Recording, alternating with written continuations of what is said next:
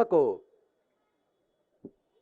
शांति और मानवता का संदेश देने वाले तथागत भगवान बुद्ध, महर्षि वाल्मीकि जी, संत कबीर जी, संत रविदास जी, गुरु नानक देव जी, ज्योतिबा फूले जी, शिवाजी महाराज, सावित्रीबाई फूले जी, फातिमा शेख जी,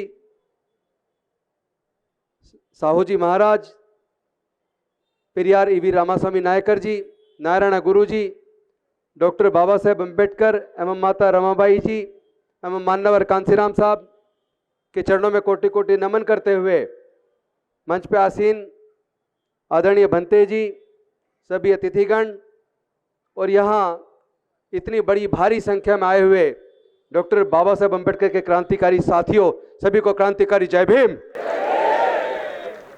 आज बेहद खुशी है कि आप इतनी भारी संख्या में आए, लेकिन मैं आपसे एक निवेदन करना चाहता हूं और रिक्वेस्ट करना चाहता हूं, मेरी इस रिक्वेस्ट को मान लेना। आप लोगों ने यह स्वागत करने के लिए हजारों रुपए के फूल और गुलदस्ते खरीदे हैं। मेरे समाज को इस पैसे की बहुत जरूरत पड़ने वाली है। लड़ाई अभी लंबी है। कृपया आप किसी भी प्रकार के शॉल, पगड़ी और ये गुलदस्तों में पैसा खराब ना करें। मैं इधर उधर की बात नहीं करूंगा, मैं सीधे मछली की आंख पर तीर मारूंगा, दाएं बाएं नहीं। क्योंकि ये लड़ाई किसी धर्म की वजह से नहीं है, ये लड़ाई विचारधारा के बीच है। एक विचारधारा है मानवतावादी मूल्यों की, जिसमें सबके लिए समता, स्वतंत्रता, बंधुता, न्याय, प्रज्ञा, करुणा, शील, मैत्री, जहां ज्ञान की बात है और वो भी प्रज्ञा पर आधारित ज्ञान की बात है। तो एक तो समतावादी विचारधारा है, न्यायवादी विचारधारा है, जिसको हम अंबेडकरवाद कहते हैं, और दूसरी विचारधारा विषमता पर आधारित, अन्याय पर आधारित है, जिसको हम मनुवाद कहते हैं। तो यह लड़ाई अंबेडकरवाद और मनुवाद के बीच में है। यह लड़ाई किसी को नीचा दिखाने की नहीं है। हम सबकी आस्थाओं की कदर करते हैं, क्योंकि डॉक्टर बाबा साहेब अम्बेडकर के बनाया संविधान सबको अपने धार्मिक आस्था की आजादी देता है, और हम सबकी आस्थाओं की कदर करते हैं, इज्जत करते हैं।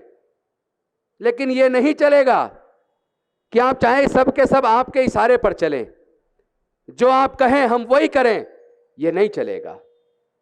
मैं पूछना चाहता हूं इन लोगों से,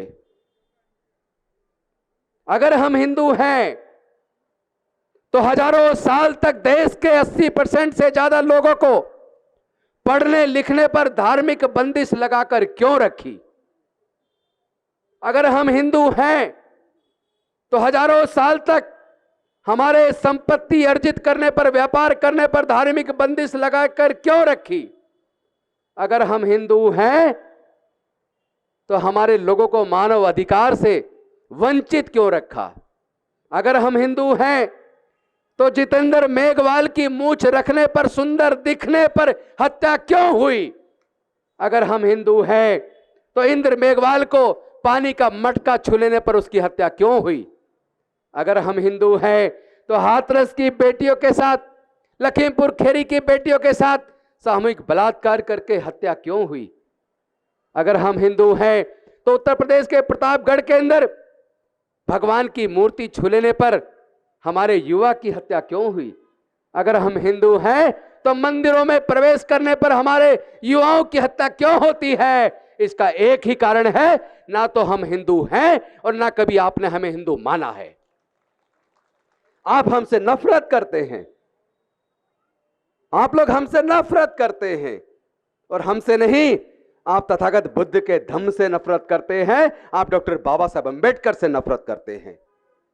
यह विचारधारा की लड़ाई है, भावनाओं से नहीं जीती जाएगी। ना तो विचारधारा की लड़ाई कभी भावनाओं से लड़ी जाती है, और ना कभी विचारधारा की लड़ाई भावनाओं से जीती जाती है। विचारधारा की लड़ाई बुद्धि और विवेक से, ज्ञान से, और वो भी प्रज्ञा पर आधारित ज्ञान से जीती जा सकती है। उत्तेजना में आकर नहीं, बुद्धि और विवेक से। हम लोग जरा सोचिए, हम लोग बुद्ध की बात तो कर रहे हैं, लेकिन जो बुद्ध का विचार है, जो बुद्ध के सिद्धांत हैं, जो बुद्ध के नैतिक मूल्य हैं, क्या हम उसे अपने आचरण में उतारते हैं? अगर बुद्ध के नैतिक मूल्यों को, विचार को और सिद्धांतों को हम लोग अपने आचरण में नहीं उतारते तो फिर हम बुद्ध को नहीं मानते। बुद्ध का धर्म नफरत नहीं सिखाता, बुद्ध का धर्म प्यार सिखाता है। हम प्यार देंगे, प्यार फैलाएंगे, भाईचारा फैलाएंगे और नफरत पैदा करने वाले को निस्तनाबूद कर देंगे। मैं पूछना चाहता हूं, आज यूएनओ की रिपोर्ट आई है अभी, वो बताती है आधे से ज्यादा यूरोप 2050 तक बौद्ध बन जाएगा। एक और रिपोर्ट आई है, अमेरिका और ऑस्ट्रेलिया के अंदर सबसे ज्यादा क्रिश्चियन हैं, लेकिन जितनी तेजी से वहां लोग बौद्ध बन रहे हैं, 10 से 15 सालों के अंदर अमेरिका और ऑस्ट्रेलिया के अंदर बौद्धों की संख्या ज्यादा हो जाएगी। बौद्ध धर्म प्रज्ञा पर आधारित है। बौद्ध धर्म समता, स्वतंत्रता, बंधुता, न्याय, प्रज्ञा, करुणा, शील, मैत्री पर आधारित है। अपनी अच्छाई की वजह से फैल रहा है। हम जाकर कोई अमेरिका के लोगों को, यूरोप के लोगों को, ऑस्ट्रेलिया के लोगों को बौद्ध नहीं बना रहे हैं। वहां के लोग बुद्ध की जो नैतिक मूल्य है, बुद्ध के जो ज्ञानवर्धक शिक्षाएं हैं, जो सबको मानव को एक समान मानती हैं, क्योंकि बुद्ध का धम्म और धर्म के अंदर जमीन आसमान का फर्क है। हमें अंतर समझना होगा। धर्म में और धम्म में बहुत बड़ा अंतर है, लेकिन हमारे लोग इस अंतर को ना तो करते हैं ना समझते हैं। धर्म चलता है धर्मशास्त्र से। जो धर्मशास्त्र में लिख दिया उसको ही मानना होगा, उससे ना आगे ना उससे पीछे। उसमें बुद्धि का इस्तेमाल करने के लिए कोई स्थान नहीं है। इस्लाम चलता है कुरान से, ईसाई धर्म चलता है बाइबल से, हिंदू धर्म चलता है गीता से, सिख धर्म चलता है गुरु ग्रंथ साहिब से, लेकिन तथागत बुद्ध का धर्म वो प्रज्ञा से चलता है। वो समता पर आधारित है, वो मानवता पर आधारित है, वो मैत्री पर आधारित है, वो करुणा पर आधारित है। वो ऐसे ज्ञान से चलता है, वो ज्ञान जो प्रज्ञा पर आधारित हो। उसके अंदर अंधविश्वास के लिए, पाखंडवाद के लिए कोई जगह नहीं है। उसके अंदर नफरत के लिए कोई जगह नहीं है। तो हम लोगों को यह देखना है वो कौन लोग हैं जिन लोगों ने वर्ण व्यवस्था बनाई, वो कौन लोग हैं जिन्होंने जातियां बनाई।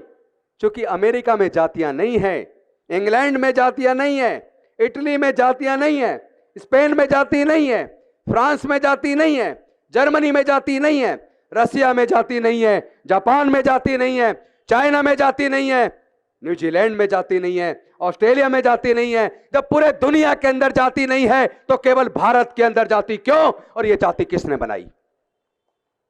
जातियों के बनने से किसको फायदा हुआ और जातियों के बनने से किसको नुकसान हुआ?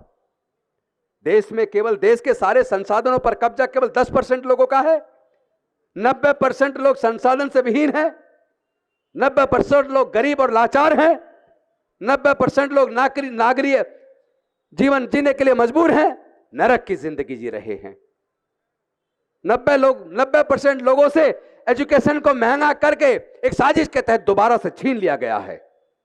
जो हमारे विकास के रास्ते जो डॉक्टर बाबा साहब अंबेडकर ने बनाए थे, वो हमारे एजुकेशन के रास्ते खोलकर, हमारी रिप्रेजेंटेशन दिलाकर, शिक्षण संस्थानों में रिजर्वेशन देकर, सरकारी नौकरियों में रिजर्वेशन देकर दिए थे, वो रास्ते आज की इन सरकारों ने एक साजिश के तहत बंद कर दिए हैं।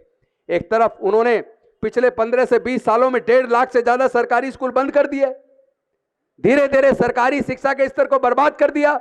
ऐसा कर दिया कि सरकारी स्कूलों से पढ़ने वाले बच्चे केवल मजदूर बन सकते हैं, वो अफसर नहीं बन पाएंगे।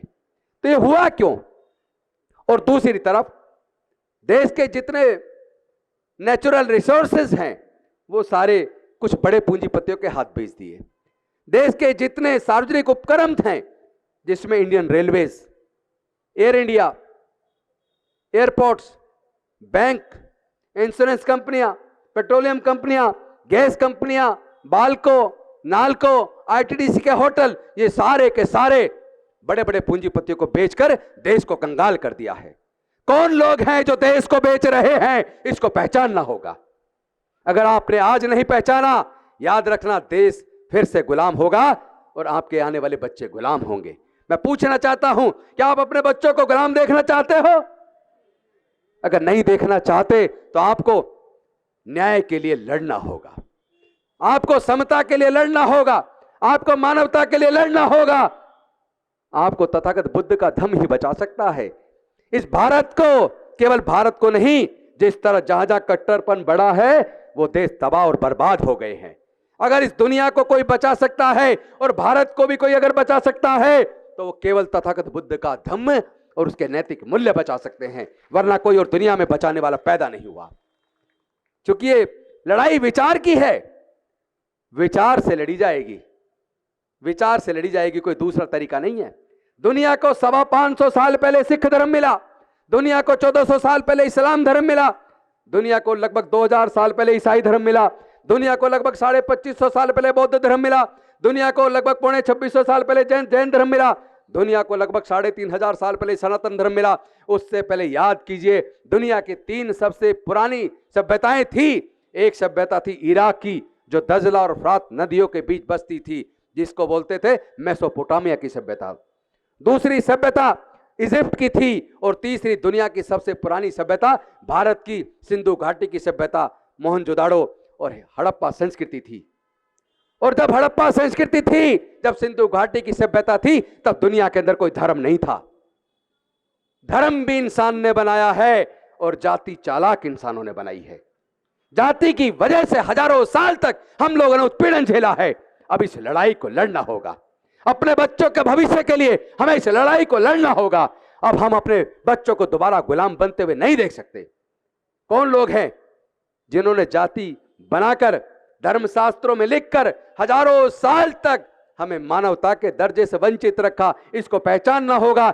जिनको इन 22 प्रतिज्ञाओं से दर्द हो रहा है, ये वही लोग हैं जिन्होंने जातियां बनाई, ये वही लोग हैं जिन्होंने वर्ण व्यवस्था बनाई, ये वही लोग हैं जिन्होंने हजारों साल तक हमें जानवर से भी बदतर जिंदगी जीने के लिए मजबूर किया। मैं पूछना चाहता हूं, ये तो देश के प्राकृतिक संसाधन हैं, जल, जंगल, जमीन या खेत की भूमि है, तमाम तरह की खनिज पदार्थ की खाने हैं, ये तो सब प्राकृतिक है। कोई अपनी मां के पेट से लेके पैदा हुआ है क्या? मां के पेट से लेके तो पैदा नहीं हुआ ना। फिर कुछ ही लोग इन सारे संसाधनों के मालिक क्यों हैं? भारत के मूल निवासियों का हिस्सा कहां है? सही कह रहा हूं या गलत कह रहा हूं? तो भाई हमारा हिस्सा कहां है? कौन पूछेगा? अब तो न्यायालयों से भी न्याय नजर नहीं आता, उनके निर्णयों में न्याय नहीं दिखता। लोग बड़े हताश और उदास हैं।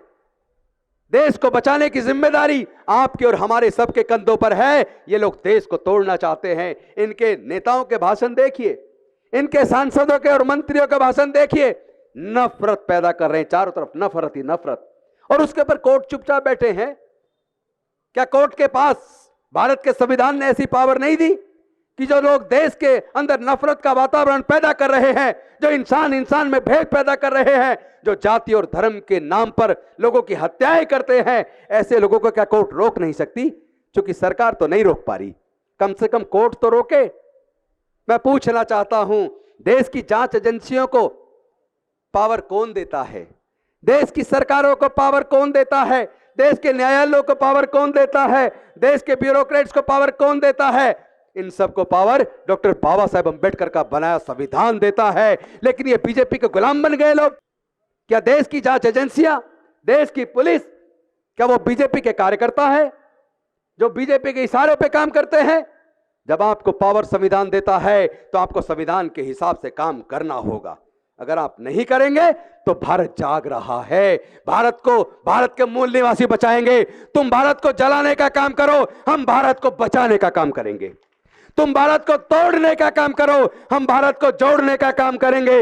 लेकिन इस काम में अगर कोई बाधा है तो हमारे बहुजन समाज के लोग स्वयं हैं। मैं पूछना चाहता हूं, जब जातियां कुदरत ने नहीं बनाई और जातियों के बनने से हमारा नुकसान हुआ है और जाति की वजह से हमारे साथ जातिगत उत्पीड़न होता है, तो फिर आप जातियों को जिंदा क्यों रखे हुए हो? इन जातियों को आग लगा दो, जातियों को तोड़ दो, समाज को जोड़ दो और एक ऐसे भारत का निर्माण करो जहां समता, स्वतंत्रता, बंधुता और न्याय हो, जहां प्रज्ञा पर आधारित ज्ञान हो, जहां मैत्री हो, करुणा हो, सील हो। हम इन 22 प्रतिज्ञाओं के अंदर सील का आचरण करने का संकल्प लेते हैं, मानवता के ऊपर आधारित भारत का निर्माण करने का संकल्प लेते हैं, नफरत को खत्म करने का संकल्प लेते हैं। हम नशा नहीं करेंगे, व्यभिचार नहीं करेंगे, हिंसा नहीं करेंगे। तो ये क्या बुरी चीज है? अरे यही चीज है जो देश को बचाएगी। मैं तो ये कहता हूं कम से कम 22 को पूरा पढ़ तो लो। ऊपर की 3 को पढ़ते हो, 3 को नहीं, पूरे 22 को पढ़ो। जितने बार पढ़ोगे आपका मन खुश हो जाएगा और भारत बच जाएगा, भारत बच जाएगा। इन्हीं शब्दों के साथ मैं आपसे एक आश्वासन चाहता हूं। एक तो आप नेताओं के गलों में बड़ी बड़ी मालाएं डालना और ये गुलदस्ते देना बिल्कुल बंद कर दो। उनको शॉल पहनाना, अपना इतना पैसा उनके ऊपर खर्च करना बंद कर दो। आप लोग न्याय की बात करो, मानवता की बात करो, आपस में प्यार पैदा करो, अपने खुद के अंदर पहले हुए जातिवाद को तो खत्म करो। अगर आप लोग जातियों को जिंदा रखोगे, अगर आप लोग आपस में रोटी बेटी का रिश्ता नहीं कर सकते, तो जिन्होंने जातियां बनाई है उनसे जाति खत्म करने की उम्मीद मत करना। क्या आप लोग जातियों को खत्म करने के लिए तैयार हैं? तो मेरे साथ एक नारे को आवाज दो। जब मैं कहूंगा जाति छोड़ो, आप कहो समाज जोड़ो। जाति छोड़ो, जाति छोड़ो, जाति छोड़ो। बौद्ध धर्म की क्या पहचान, मानव मानव एक समान। बौद्ध धर्म की क्या पहचान, मानव मानव एक समान। बौद्ध धर्म की क्या पहचान। जय जय जय जय जय भीम, जय जय जय जय जय भीम, जय जय जय जय जय भीम। बहुत बहुत धन्यवाद। नमो बुद्धाय। जय भीम, जय भारत।